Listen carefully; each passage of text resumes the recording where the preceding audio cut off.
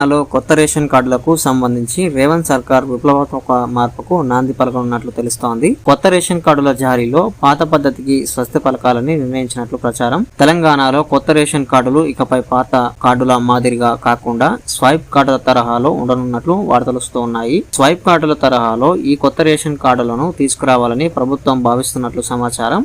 ఒక ID card ప్రమాణంలో ఉండే swiping కార్డులను రూపొందించి అందులో ఒక చిప్ ను అమర్చాలని ప్రభుత్వం డిసైడ్ అయినట్లు సమాచారం.